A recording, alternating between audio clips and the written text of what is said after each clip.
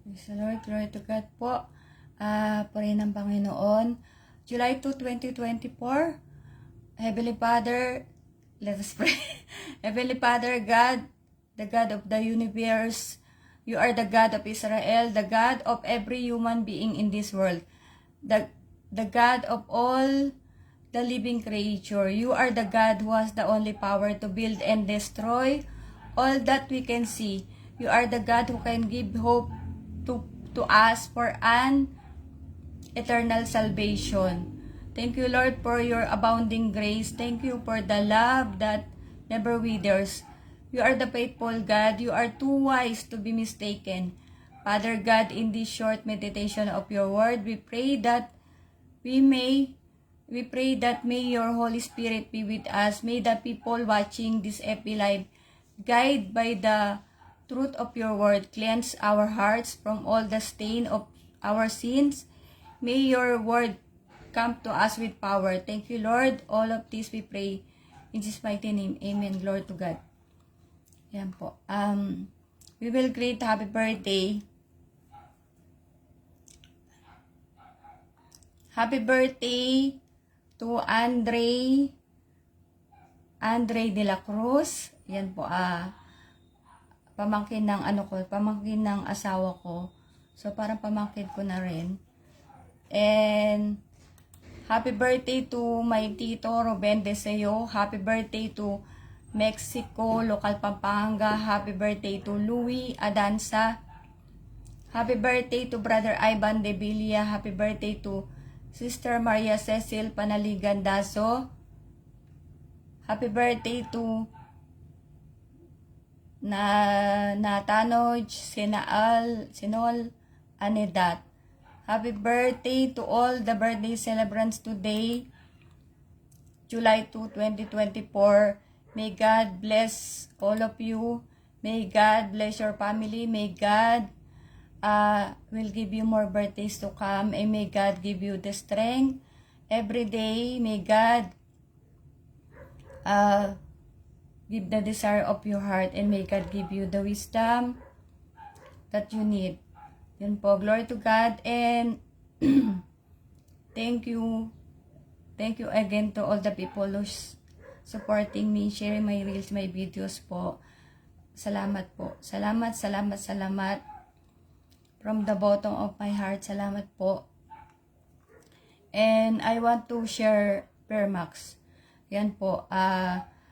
Permax is disclaimer, is licensed under cosmetics, but because of its amazing herbal ingredients and the technology that was used in Permax, that is why even you use it at one time, you can really feel the difference and the amazing power of Permax po. Ayan, by the grace of God, because I have Permax, I have my Permax now by the grace of God. Ginawa ko talaga ng paraan. Although, I told you that for a person like me, it's like a little pricey. But I chose to use this because this is God sent nga. Sinabi to sa akin ng Panginoon, and talagang kaya tinutuloy ko lang po siya. And especially, like for maybe 3 days now. Kasi nga medyo umano po yung ating parang nagde-deteriorate po ang aking health. Yan, kasi nga syempre sabay-sabay tayo the word of God. We are preaching the word of God. We are of course studying na po, and we are sick. Yan. And for the past 3 days talaga, I am like fighting with my life, because 3 days now, whenever I will go to the toilet to take a bath, yan po, I feel that a while ago I felt like yung parang dizzy, nahilo ko, yan. But yung nga, by the grace of God, because of Permax, because of the prayer of all people, of course, na nagpe-pray po sa atin. Yan, I praise God sa bawat isa sa kanila na, and of course, because God wants to use us, so still, I have purpose in this life na po. That's why God is protecting me by the grace of God. Yan, pero ano talaga yung everyday parang gusto ko sumigaw sa toilet para sigawan asawa ko dahil may time na yung pa ako nanginginig. Yan po. Yan. Kaya, nga biyaya, meron ako Pirmax. So, for those of you who has this cancer, any kind of cancer, hypertension, stroke, anything under the sun that you have a problem, health problem, sickness po, even the, ano nga yung amnesia or yung pagkamakalimot na, diba? Ulianin, yan po. So, maybe Pirmax can help you. Yan, if you have some problems in the skin also, maybe Pirmax can help you. Yan po. So, and also for those people, because we are in the end time, so at least, if you have money, we can help our loved ones. Na po, we can help our loved ones to, at least, to, para madugtungan yung buhay nila, diba? To, yun na yun. Basta para madugtungan yung buhay nila, di ba po? So, at least, we help each other na po. Ano naman natin yung sandamakmak na pera. If, what are we going to do to those money if we, you know, by maybe tomorrow, we don't know what will happen tomorrow. At least, we can share to some people na po. So, glory to God. Mainit again. Grabe patindi ng patindi po ay init ngayon. These days, it's very, the weather, it's really very hot. Yan po. So, I want to invite everyone to Home Free on July 7 at the Hotel Eurostars, Madrid, Spain, Madrid Tower at 3 p.m. na po. Ayan, we are so excited to share the Word of God. Of course, it will be ministered by our beloved Bishop, CM Bishop Jonathan Periol po. Everyone is invited. We need the deliverance, the healing, the comfort, salvation. You must hear the word of God. No po. So, glory to God. Ayan. And, yan. Sabi ko nga, tomorrow is not a promise. Just recently, I took insurance na po. Yan, because of course I told you that even I am sharing the word of God, even God is using me, I don't know also my life. Yan po, at kaya I took insurance. I have my SSS, my Pag-ibig, but you know, I have loved ones. So, and even I will take for my husband. That is the parang ano lang yung ano natin, ano ba tawag doon? Yung sentimiento. Yan po, from my husband that I don't know, he doesn't have the, you know, he doesn't have the plan for us, but because we do not know what will happen tomorrow, so hindi ko pa yung naano sa kanya kasi hindi ko pa na-start, but yung sa akin kasi nakapag-ano na ako. But also I told to the insurance agent na I will take for my husband. No po. Yan. Because tomorrow nga is not a promise and we have children also to take care of. Yan po. So, kailangan talaga handa ka rin. And, yun nga, gagastos ka talaga eh. Gagastos ka talaga sa mundong to. Hindi pwedeng hindi. No po. So, yan. He has also this, this SSS. Yan. But ano nga, yung na-apply ko siya. But I discontinued. I don't know when, but I started already. And God knows I am tired for what I am doing. Na po.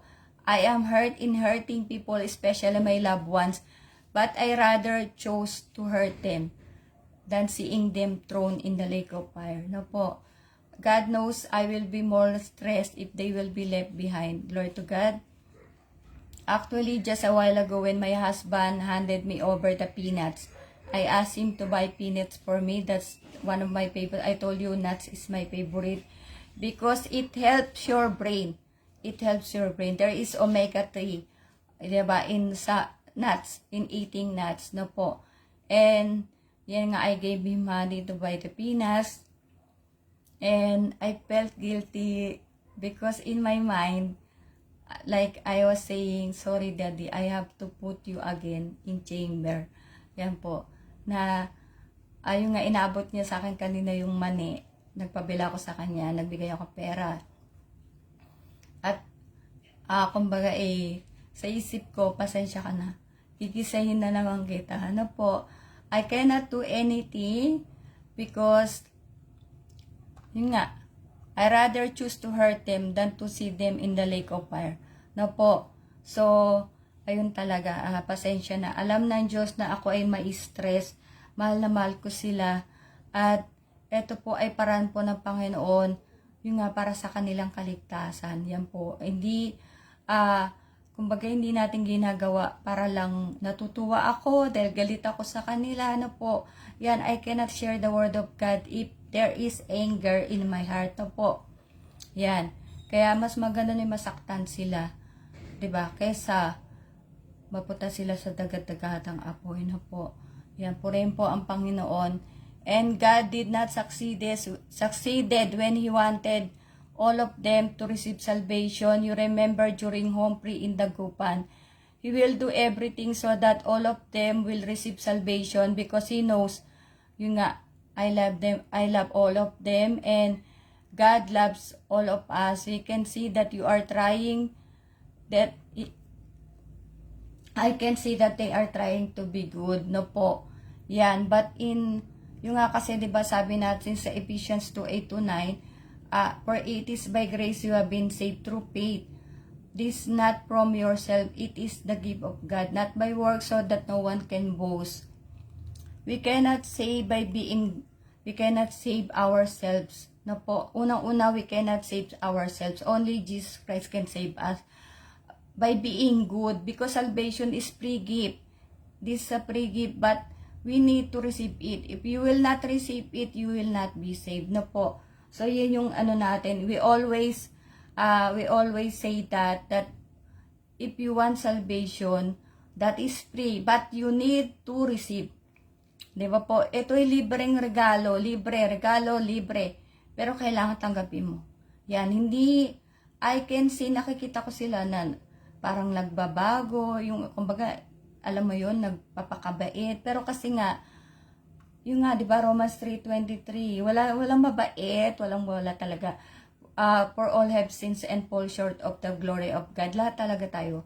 Kaya nung gawin nating bait-bait ka, sasama ka pa rin. No po. Yan, and almost every day, mainit. Almost every day, asan na ba ako? Jero loves my husband so much, my son. So, whatever my husband will tell him, he will always believe. Although that's a bunch of lies. He will depend his father. Na po, yung anak kong si Julia, si Jeron, makatatay yan eh. Sabihin ko na siguro, mas mahal nila yung tatay nila kaysa sa akin na po. Yan, but definitely, I do not have any inget, envy to that.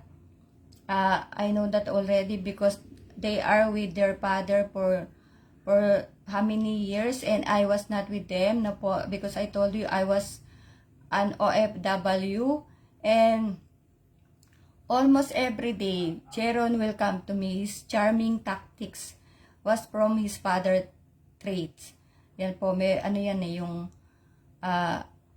ano ba tawag dito, yung yung marunong siyang yung parang ng tatay niya. Nagagawa niya sa akin. Nagogoyo ako. Yan po. And then he will ask me, Mommy, can you give me money for merienda? I will say, why don't you ask your father? I do not have work, of course. He has the money and he will say, wala siyang pera.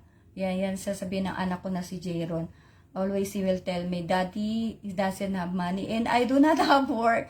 He will tell me that you have the money. Yan po. And, ayun nga, 5,000 ang bill ng kuryente namin. That's what my husband told Jeron. And, yeah, Mommy, you are the one who has money. I told him, your Tita Ami send 1,000 for your graduation and 2,000 for your circumcision. You were circumcised.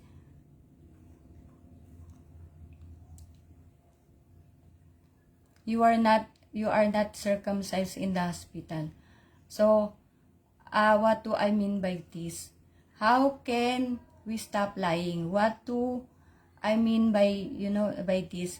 We will not stop sinning until again we will receive salvation and baptism na po. Yun nga pa ulit-ulit na even you are trying to be good, yan, showing that you are good, but still you cannot stop lying, you cannot stop sinning na po. Yan. At palibasa nga madali mag-go yung mga anak ko. Yan. Kaya wala mga yung madali sila maloko yun nga po Pero but because yung nga by the grace of God that we have the Spirit of God and God is the one revealing to us for everything. Yan po. Na hindi tayong yung nga basta-basta na, but of course I appreciate all those showing the good that they trying to be good, no po. But until and unless that we will receive salvation, we will receive Jesus Christ as our Lord and Savior, we will receive baptism, saka pa lang tayo talaga magbabago. Because we need to wash our sins. In Matthew 22:14, King James Version, for many are called but few are chosen. This verse is when Jesus Christ again speak as like a parable. Ito po yung when Jesus Christ spoke to the people using a parable. No po, Mateo 22:14, pagkatapos nito yung sinabi ni Jesus, marami ang tinatawag, ngunit kakaunti ang pinili. He used parable and he used the kingdom of heaven. He said like the kingdom of heaven is like unto a certain king which made a marriage for his son. So he he spoke to the people and using a parable na po. Yan.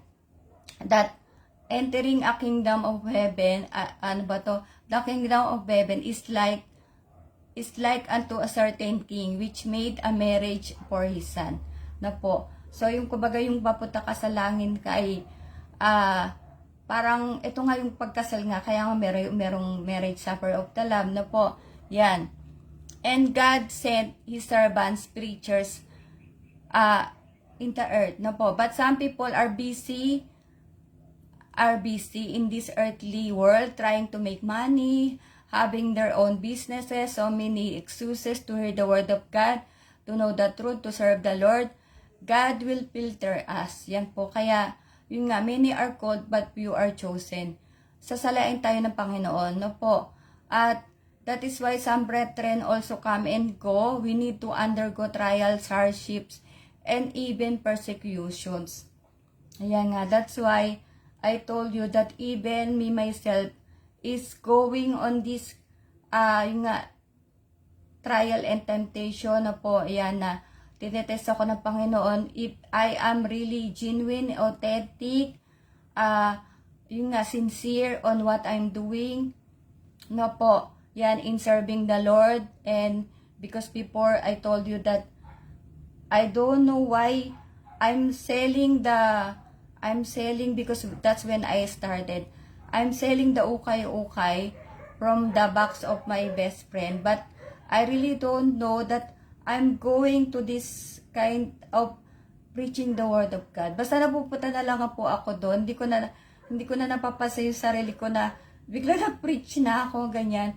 Because actually, to be honest with you, I think I said this before, that when I was in Dubai, I applied as, ano ba yun? Meron kasing may AIT, may Bible student, yan. So, I applied for, nakalimutan ko na yung tawag doon, yan. I forgot what you call that one. But here in the Philippines, we call that sacrifice. So, something like sacrifice in Dubai. It's 2 years that you will do the evangelism. Yan po, you will be in the church. You have some work to do in the church, and yung evangelism nga po, that you will go house to house, building to building in Dubai to preach the word of God, no po, so that people will receive salvation nga yan. I applied, but when I finish 1 year, I stopped. I stopped because that time, I felt like, because I was, sabi ko nga, rock bottom yung aking, yung buhay ko sa Dubai. Yan po. Because when God called me, that is the time when my life is really, yung nga, in rock bottom, is really in critical condition, no po. And at that time when I stopped, I told God that maybe maybe this not for me. Yun nga po, to enter in the Bible school, because I felt like my situation is not really getting better. Yun po, na parang my situation is a big hindrance to entering in a Bible school. That's why I stopped. Yan. But God, of course, God saw my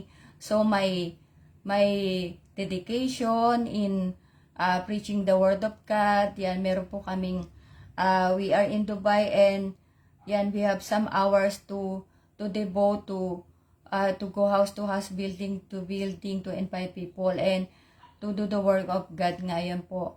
So, I stopped. Yan. Kaya siguro, because maybe, from that time, until I suffered from this stroke, God saw my heart that I have this passion of preaching the Word of God, no po. So, yun nga, pero I stopped right from there in Dubai because I felt like, I said, maybe this not from me. This not for me. Yun nga po, because of my situation.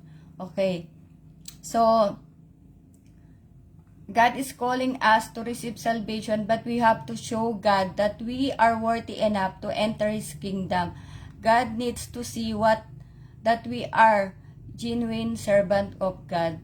Na po, in Philippians 2:15, so that you may become blameless and pure children of God without fault in a warped and crooked generation, then you will shine among them like stars in the sky.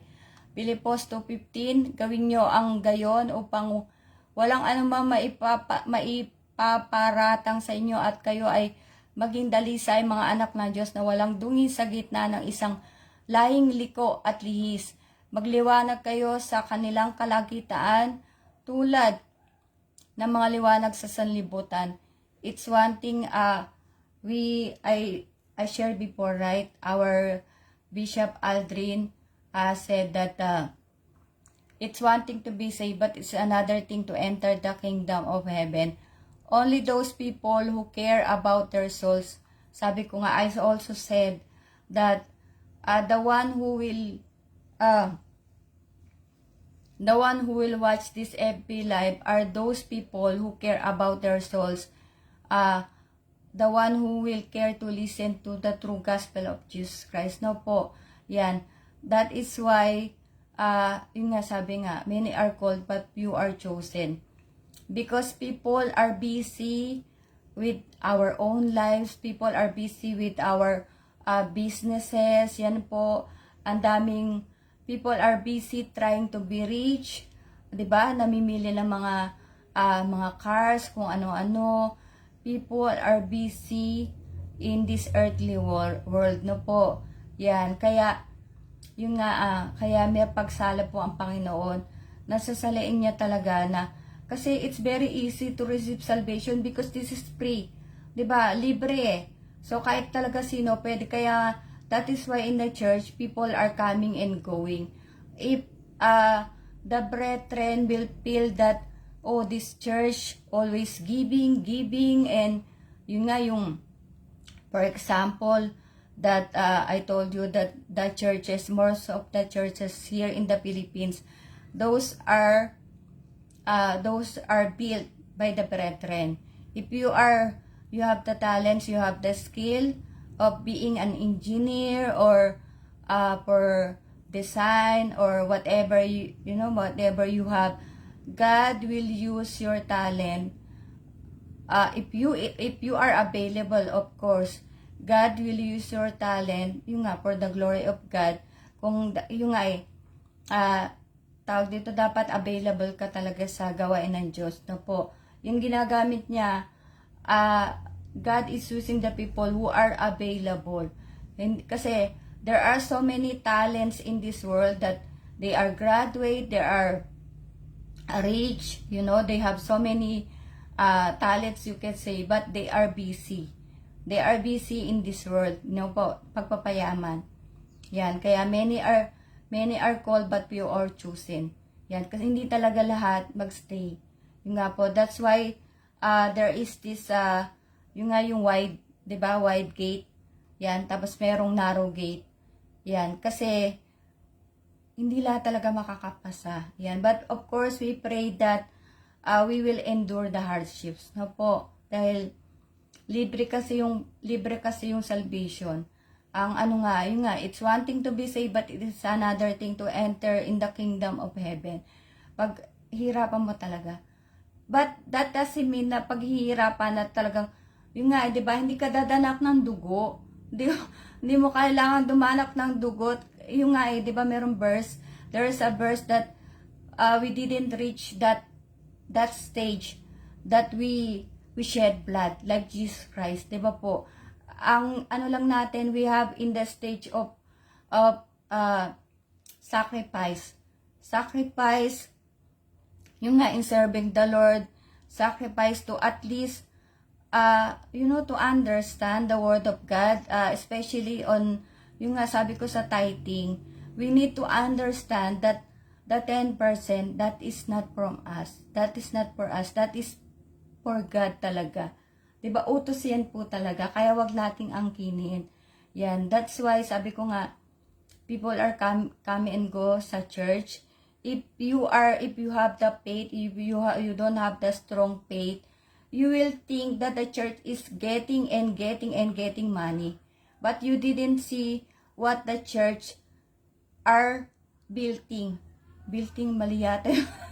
'Di ba? Kung saan napupunta talaga, pag maliit yung utak mo, yan, di malawak or kasi yung word of God po the word of God will be the one to give us the wisdom to understand everything. You know, the Holy Spirit will guide us that, ayun nga, if you are in the true church, you are in the true faith, no po, if you will see what is happening in the church, 'di ba? Yan. Kaya kailangan talaga na God will find us blameless, spotless, 'di ba po? Yan, to enter the kingdom of heaven. 'Di ba? So, taka yung nga, pagdating kasi sa when hearing the word of God, people will find it boring, people will find it a lot of excuses na po. Yan, if you will invite them to church, they will tell you, and when we are in Dubai, they will tell you, because before Friday is the day of their, ano ba yun? Yung walang pasok, the holiday. Yan po. So, people, when you will invite them, they will tell you, because Friday, I'm going to talk to my loved ones, and Friday, I'm going to wash my clothes. So many excuses. But actually, we have 24 hours in a day. Diba? We have 7 days in a week. So you can wash the clothes every day if you want to. There is washing machine. You can speak to your loved ones every day if you want to, but don't try to make a video call to your loved ones during Sundays or Fridays, because Friday pala, tama yung dating church, doon, hindi pa Sunday off nga yan, Friday pa. So, always they will excuse about Friday. So many excuses. And we are really like that. When we are, people will invite us, we have so many excuses. And now, because it is the end time, people are concerned. Diba? But not everyone are concerned. Because their thinking is like, I am good, so I will enter the kingdom of heaven. Yan po. So, yun ang kala natin. 'Di ba? Yun ang kala natin na sa pagiging mabait, papasok na tayo. Yung nga our standard, God's standard is not the same as our standard. Kaya po, I always say that do not take chance. Yan. And I posted a while ago, this is in Tagalog, that you are always, Tagalog, tas in English na pa, you are always short or you are always lack of money. Yan. Because God is trying to, ano ba yun, lagi kang kapos, or there are so many things that is happening to your life, to your family, because God is trying to reach to you. Yan, God is talking to you, but you are trying to ano ba yun? Ang sabi ko dun, kumukontra. 'Di ba, sa Panginoon, kumukontra din sa Panginoon na merong layunin ng Diyos Yan, because I myself, I invited so many people. Yung nga po, and God knows how much I am stressed every day. Na, wala, I'm speechless. You are speechless knowing that every second counts. Every day counts. Tomorrow is not a promise. You are, something happened to your family, and you are like, because of the weather, because you have so many reasons.